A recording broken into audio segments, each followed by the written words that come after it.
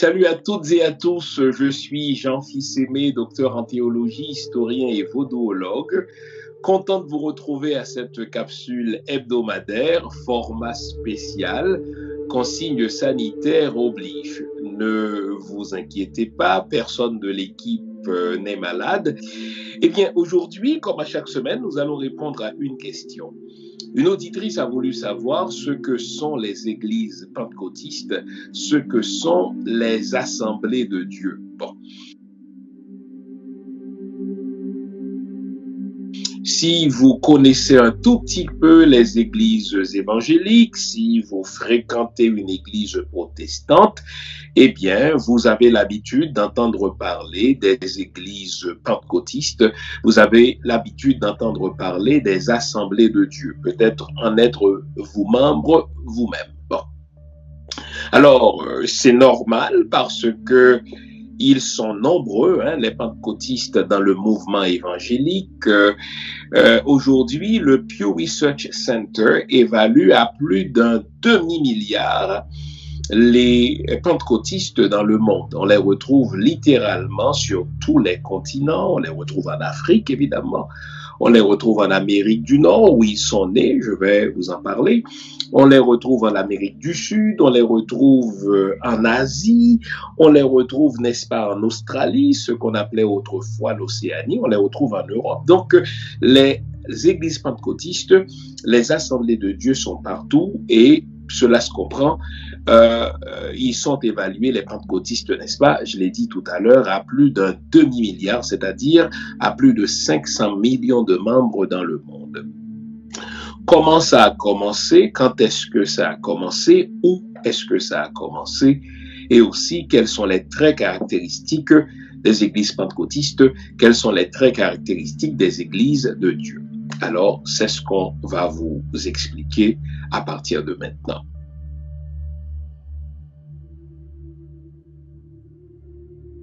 Les églises pentecôtistes, les églises des assemblées de Dieu sont nées au siècle dernier, mais vraiment au début du siècle dernier, en 1901 et en 1906, lorsque deux pasteurs, n'est-ce pas, de l'église méthodiste, nommément le pasteur Charles Fox Parham et le pasteur William Joseph Seymour, ont fait l'expérience du parler en langue.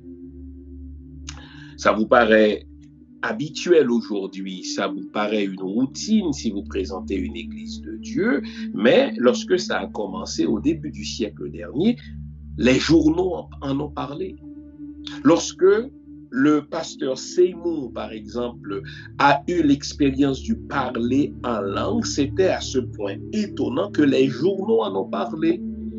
Les journaux en ont parlé pour deux raisons, parce que le pasteur Seymour, c'était un pasteur de l'église méthodiste, et les églises méthodistes, cela va sans dire, n'est-ce pas, ce sont des églises qui sont reconnues pour l'ordre, qui sont reconnues pour leur façon méthodique d'étudier la Bible, et c'était étonnant que l'expérience du parler en langue dans les temps modernes soit vécue pour la première fois dans une église méthodiste. Ce que vous devez savoir, c'est que jusque-là, dans les églises protestantes, jusque-là, dans les églises dites évangéliques, on pensait que le parler en langue avait cessé avec la mort du dernier apôtre, c'est-à-dire à la fin du 1er siècle. On pensait que le parler en langue, la glossolalie, c'était un don que le Saint-Esprit avait accordé aux membres de l'Église primitive, mais sitôt les membres de l'Église primitive sont morts, eh bien, le parler en langue avait cessé. C'est du moins ce qu'on enseignait dans les séminaires, c'est du moins ce qu'on enseignait, n'est-ce pas, dans les autres églises. Or, voilà que, à deux reprises, soit en 1901 et en 1906, deux pasteurs ont vécu l'expérience du parler en langue, en plein culte. Wow! Et plutôt que d'en être traumatisés, ces pasteurs-là, ils ont souhaité et de fait, ils ont revécu la même expérience. Et de là est parti un mouvement de réveil qu'on allait appeler le mouvement, n'est-ce pas, de sanctification, de ce mouvement qui allait se répandre, n'est-ce pas, de plus en plus dans les églises évangéliques, vont naître les églises pentecôtistes, desquelles naîtront plus tard les églises dites des assemblées de Dieu.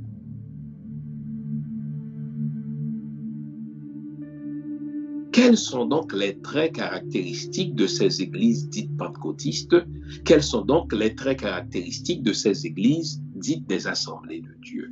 Premier trait fondamental, et ce trait-là, il est très important de le garder en mémoire, c'est que les églises pentecôtistes mettent beaucoup d'accent sur la personne du Saint-Esprit et sur l'expérience du baptême du Saint-Esprit. Ça, ce sont deux choses dont il me faut vous parler. D'abord, ils mettent beaucoup d'accent sur la personne du Saint-Esprit. Jusque-là, dans les églises évangéliques, tout l'accent était mis sur la personne de Jésus-Christ, la deuxième personne de la Trinité, n'est-ce pas, lui qui est venu dans le monde mourir pour, n'est-ce pas, les péchés des humains, pour les sauver et pour les réconcilier avec le Père. Donc, c'était normal de projeter la lumière sur la deuxième personne du Saint-Esprit, à savoir Jésus-Christ, puisque c'est par lui, croient les chrétiens, qu'on a le salut. Or, voilà qu'avec les églises pentecôtistes, l'accent va être déplacé de la deuxième personne vers la troisième personne qu'est le Saint-Esprit. Et non seulement mettons l'accent sur la personne du Saint-Esprit dans des églises dites pentecôtistes, dans des églises dites de Dieu, mais écoutez bien, c'est même le deuxième trait fondamental des églises de Dieu, il faut le baptême du Saint-Esprit en plus du baptême d'eau. Déjà que dans les églises évangéliques mettent l'accent sur le baptême qu'on doit recevoir non pas comme enfant, comme on le voit dans l'église catholique ou bien dans l'église anglicane, donc dans les églises de type multitudiniste, nous en avons parlé dans une autre capsule, mais dans les églises de Dieu, on met l'accent sur l'expérience du baptême du Saint-Esprit, qui est une deuxième expérience après la première expérience du Saint-Esprit. Dans les églises pentecôtistes, quand on reçoit Jésus-Christ comme sauveur personnel, on fait l'expérience de la régénération. C'est la première expérience avec l'Esprit. Cette expérience-là coïncide généralement avec le baptême d'eau, mais quelque temps après, au fur et à mesure que l'on grandit dans la sanctification, on s'attend à ce que tous les chrétiens fassent une deuxième expérience avec le Saint-Esprit, qu'on appelle le baptême dans le Saint-Esprit. Et ce baptême, tenez-vous bien, c'est même le troisième trait caractéristique des églises pentecôtistes, ce baptême dans le Saint-Esprit doit coïncider avec le don du parler en langue. En sorte que pour les églises pentecôtistes, en sorte que pour les églises dites des assemblées de Dieu, le parler en langue, ce n'est pas un don optionnel que certains chrétiens reçoivent, tandis que d'autres ne l'auraient pas reçu. Le parler en langage, c'est un don que tous les chrétiens qui reçoivent le baptême du Saint-Esprit, qui suit le baptême d'eau, doivent recevoir. En sorte que si vous avez vécu l'expérience de la plénitude de l'Esprit, ça c'est un mot important, si vous avez vécu l'expérience donc du baptême du Saint-Esprit, vous devez parler en langue. Et si vous fréquentez une église pentecôtiste, si vous en êtes membre vous-même, si vous fréquentez une église dite des assemblées de Dieu, c'est chose courante que de voir des gens en plein culte comme ça se mettre à parler en langue. Si vous ne connaissez pas ces choses-là, vous allez croire que mais ce sont des gens hystériques. Non, ils sont en train de vivre la plénitude du Saint-Esprit, l'expérience du parler en langue, et ils parlent des langues étrangères.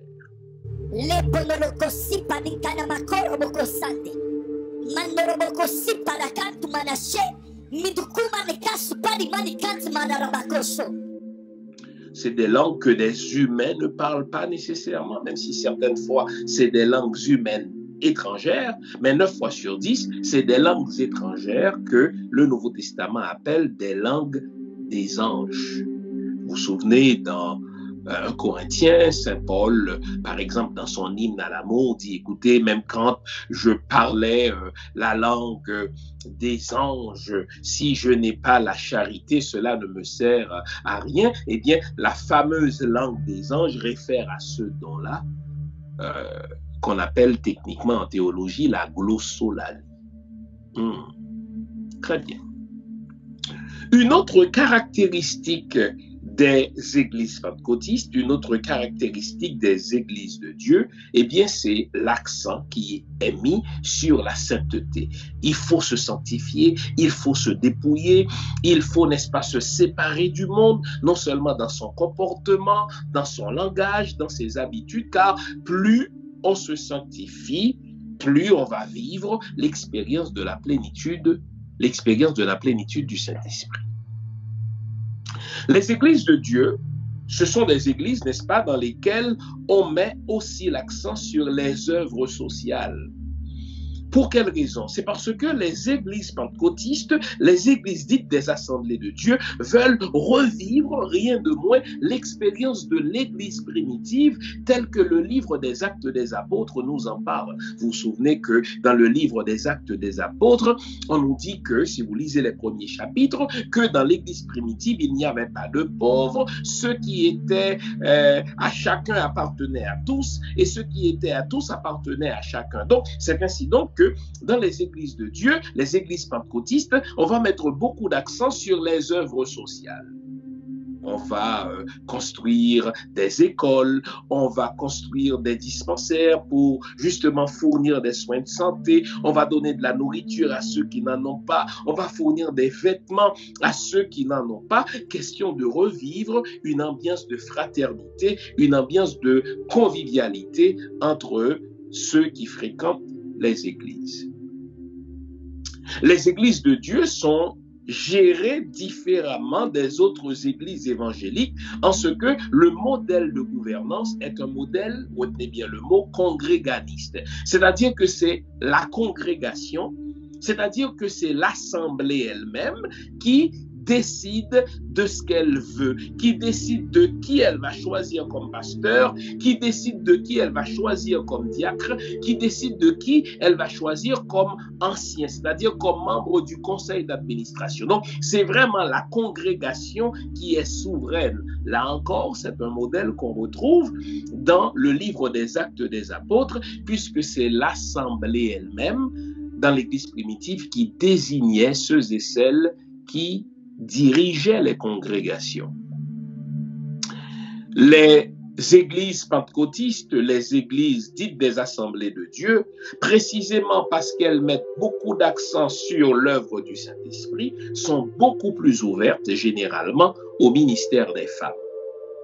Ah, c'est vrai qu'aujourd'hui, dans l'église anglicane, c'est vrai qu'aujourd'hui, dans l'église luthérienne, c'est vrai que même dans les églises baptistes, on trouve des pasteurs ou des pastoresses comme on les appelait autrefois, mais cela n'a pas toujours été le cas. Vraiment, les premières églises dans le mouvement évangélique qui vont s'ouvrir au ministère des femmes, qui vont s'ouvrir au ministère des dames, ce sont les églises pentecôtistes, ce sont des églises dites des assemblées de Dieu.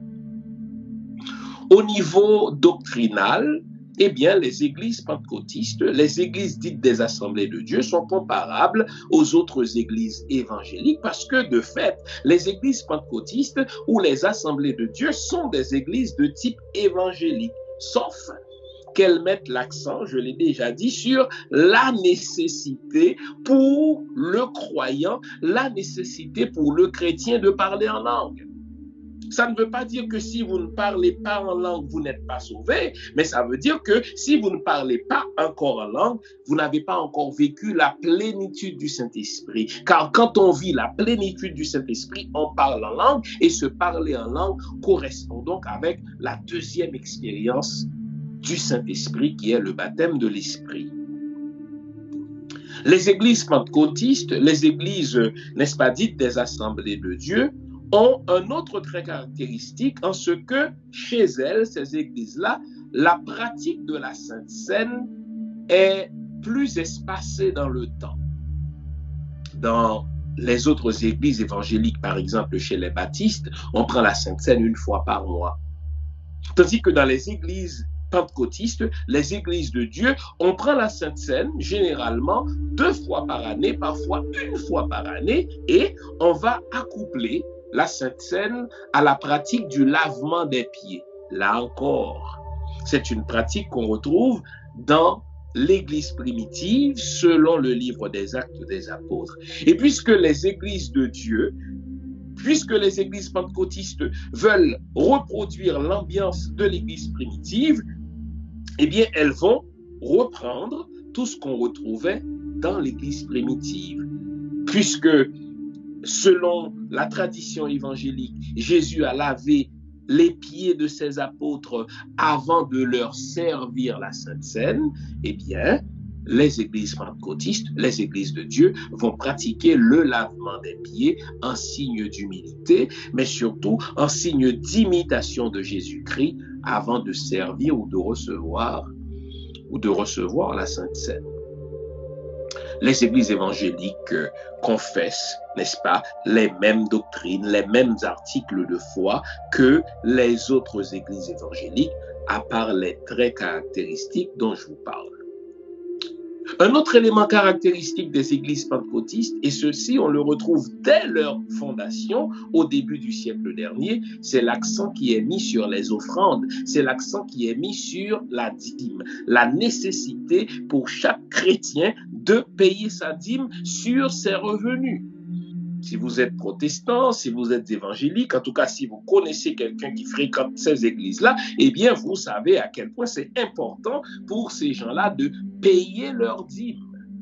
C'est à ce point grave que de l'extérieur, si vous regardez la chose, vous avez l'impression que ces églises-là fonctionnent selon un certain mode d'affaires. Vous devez payer votre dîme, vous devez payer votre offrande, on dirait une taxe. C'est parce que dès le début, on met l'accent sur la nécessité de la dîme, la nécessité des offrandes pour pouvoir payer les leaders d'église, mais également accomplir les missions sociales, les actions sociales que les églises pentecôtistes ou les églises de Dieu se sont données. Bon, évidemment, en quelques minutes, on ne saurait résumer tous les traits caractéristiques, si vous voulez, particuliers qu'on retrouve dans telle église particulière qui est une église pentecôtiste en Afrique, en Asie, en Amérique du Nord ou en Amérique du Sud, ou même, n'est-ce pas, en Australie, l'Océanie, puisque l'église pentecôtiste se retrouve vraiment partout sur le globe. Ce sera donc à vous de nous dire: voici, dans mon église pentecôtiste, dans mon église des Assemblées de Dieu, on fait telle ou telle chose, vous n'en avez pas parlé et on aimerait partager avec les autres auditeurs ce qu'on vit dans notre église pentecôtiste, ce qu'on vit dans notre Assemblée de Dieu. On aime vous lire, on aime vous entendre. On a voulu aujourd'hui encore être précis tout en étant bref, de manière à ce que vous ayez un portrait global, mais réel, de ce que sont les églises pentecôtistes, de ce que sont les églises de Dieu. Encore une fois, j'espère vous avoir été utile. J'espère qu'après nous avoir écouté aujourd'hui, vous comprenez un tout petit peu mieux la différence qu'il y a entre une église pentecôtiste et une autre église évangélique, par exemple, avec l'accent qui est mis sur le parler en langue, la plénitude du Saint-Esprit et le baptême du Saint-Esprit. Continuez à nous faire parvenir vos questions et comme vous le remarquez à chaque fois, nous essayons d'y répondre tout en nous efforçant d'être vrais et d'être utile. Continuez à liker si vous avez aimé. Continuez à partager dans vos réseaux respectifs. Continuez à vous abonner si vous ne l'avez encore fait. Gardez le moral, car tant que va le moral, tout va. On est ensemble. On se retrouve la semaine prochaine pour une autre capsule du même genre. Encore une fois, je vous rappelle, personne dans l'équipe n'est malade, mais on essaie de s'ajuster aux nouvelles consignes, n'est-ce pas, sanitaires qui nous sont imposées à cause de la COVID.